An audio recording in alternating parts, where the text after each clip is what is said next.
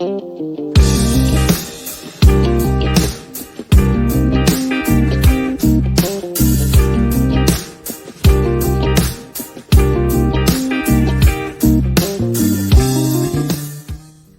and welcome back to Patriot Pastime. Today's video is going to be on the Taurus Judge. This is my personal bump in the night gun, and it won't fit on my pistol stand. It's too heavy. It makes it flip over. This particular Judge has the 6-inch barrel. It is chambered in 410 shotgun shell as well as 45 long Colt. And today we will be going over some slight disassembly of it. It's a revolver, so there's not a whole lot you can take apart, or not a whole lot that you would want to take apart. We'll go over the simple upgrades that I have done, some safety features along with the gun, as well as some of the ballistics and the do's and don'ts to the Taurus Judge. Now, because the Judge is primarily used for self-defense or home defense, I wanted to go over some ammo selections first. 410 in a pistol is not a super common caliber, so it's important to understand the differences between 410 cartridges. Now, the two here on the table are the ones that I use for my home defense scenario, this one being a slug and this one being 3-aught buckshot. It's important that these are chambered in 2.5-inch shells, because on this particular Judge, this is the Judge, not a public defender, it's a steel frame Judge. The chamber is only 2 3/4. So if I hold that shell up there, you'll notice that the 2.5-inch shell leaves a 1/4 inch at the end. And that is crucial because anyone who's ever seen a shotgun shell operate, when it's fired, the end of the shell will open up to allow the shot, shell, or slug to come out. When that happens, there's just enough clearance at the end of the cylinder for that to happen in a 2.5-inch shell. You can get a 2 3/4-inch shell to chamber into a Judge. The problem is when it rotates up and is into the barrel, once you fire that round and the end of the shell opens up to allow the projectile to go down range, it now opens up into the barrel and into the blast chamber, which means you cannot rotate or eject the cylinder to get it back out. Now, I have done that on accident before, and the only way I could get it out was to take an X-Acto knife and reach in this gap right here and cut the end of the shell off. Not my proudest moment, and I promise it's the only time that will ever happen. The other round over here is a Remington, I believe it's Ultimate Defense 230 grain jacketed hollow point, and that's what normally lives in this gun when it's in my house. Now, I do keep buckshot as well as slugs in close vicinity to where this firearm is kept, but it stays fully loaded with the jacketed hollow points. Now, that being said, I also keep speed loaders full of these jacketed hollow points very close to the weapon as well, being that it only holds 5 rounds. Now, the problem with a Taurus Judge is it's really hard to find a speed loader in 5-shot for a 45 long Colt. You can find them for 44 Magnum all day long, but it's hard to find them in 45 long Colt. This particular speed loader, and I had to go through 3 or 4 of them before I found one that worked, will hold 45 long Colt rounds and drop right into the cylinder of the Judge. However, this particular speed loader is actually made for 44 Magnum. Again, I tested, I want to say 4 or 5 of these actually before I found one that actually worked. So the fact that I did find one that worked, I'm going to make sure and leave the link for this speed loader in the description for anybody that has a Judge and wants a speed loader that will work. This is one of the upgrades that is crucial to a Judge for me, because it is a revolver, and if you're going to use it for self-defense or home defense, you want to be able to load that thing as quick as possible, being that it only holds 5 shells. The next upgrade that I did on a Judge, and I feel like is a necessity, is this is a 6-inch barrel Judge, and it shoots a 410 with a variety of options all the way up to a slug and a 45 long Colt, which means the kick or the recoil on this thing is pretty significant. The factory Taurus Judge grip does not include a full pinky slot here. It is a partial pinky slot, similar to something like you would see on this 38 right here. So you'll notice that you can get 2, that's going to be hard to do. I'm going to do it left-handed. You'll notice that you can get 2 fingers very comfortably, and then your pinky just kind of sits there. I didn't feel like that was a good idea for something with this much recoil or kick, so I went and got a Hogue grip for this, which gave me a full place to put my pinky and has made accuracy and consistency with this gun 200 times better since I did that. And I'm going to leave a link for that in the description down there as well. Now that we talked about the basics as far as ammo choices and loading and unloading and things like that, now let's get into the actual firearm and talk about how to load, unload. We will actually go over removing a cylinder as well, though it's not required on a revolver. It does make cleaning a little bit easier, and it's something you can't find readily available on the internet, is how to remove the cylinder in a Judge. So we'll go over that as well. Now, the first thing we're going to do with this Judge is to clear it, just like we do with any other firearm on this channel. To do that, on the driver's side, if you remember the last video, I'm calling this the driver's side. On the driver's side of the gun, there is a lever just behind the cylinder that you will push forward. After that, the cylinder will come out. Now, I have this gun upside down, so the cylinder didn't really want to fall out. But now I can point it towards the camera. You'll see there's nothing in the cylinder. You can see my hand through it. We can't do a finger check in the magazine because this is our first revolver on the channel. And then also, if you can see right up here where my finger is, there's nothing anywhere near the barrel either. So now that we know this weapon is clear, we can go over some simple functionality as far as that. I showed you how to push the cylinder back out after you load your 5 rounds in there, and this is something a lot of people don't cover on a revolver. There is a tiny little notch right here down in the revolver itself, and that is the catch.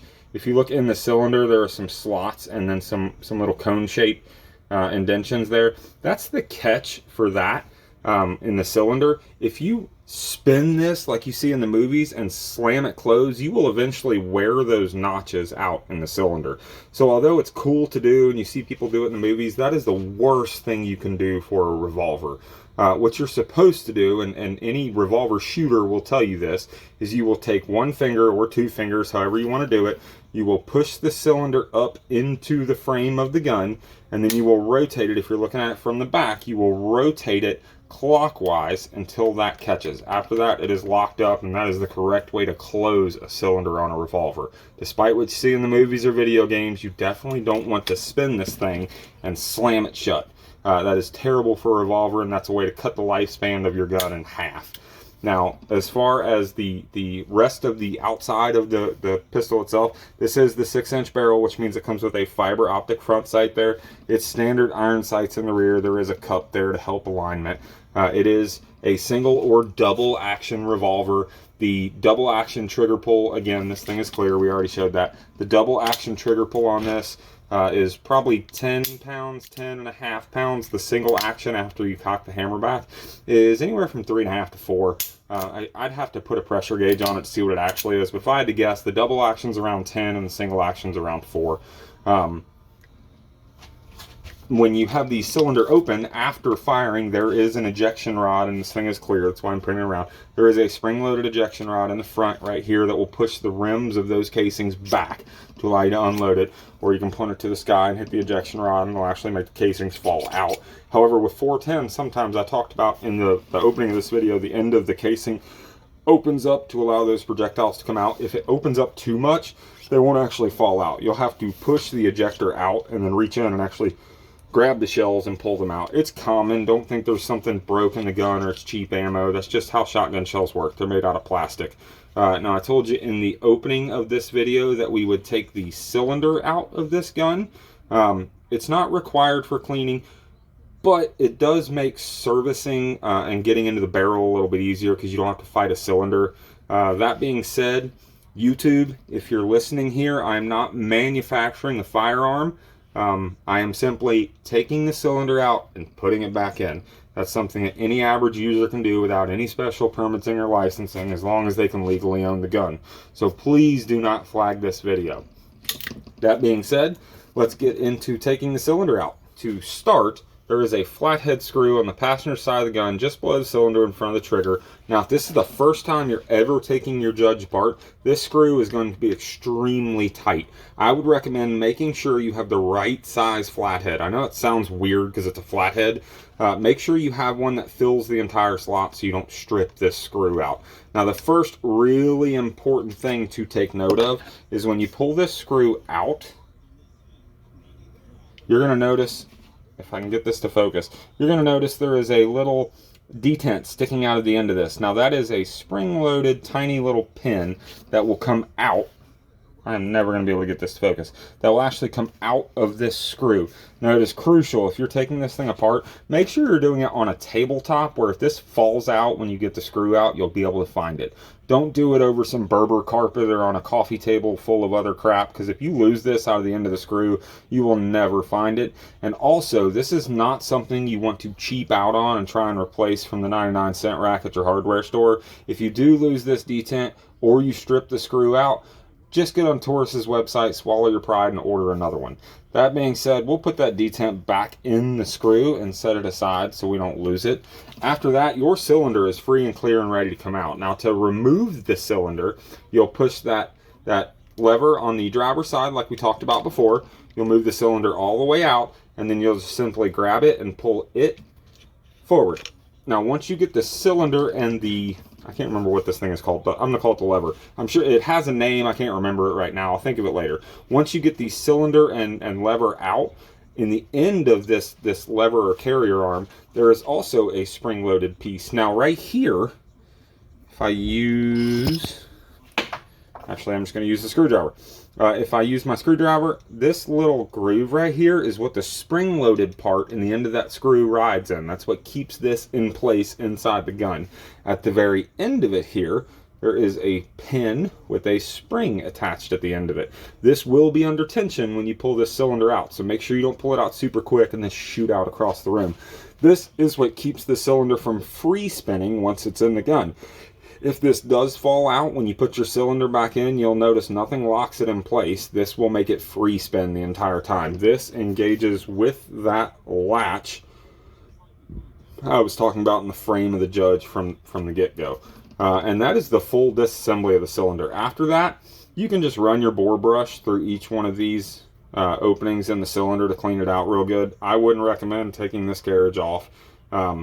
It's roll pinned in place and it doesn't need to come off. Just simply move it out of the way. Once you get it out of the gun, this thing will spin 360 degrees and you don't have to worry about it getting in your way. And it also makes nothing is loose in this frame anymore.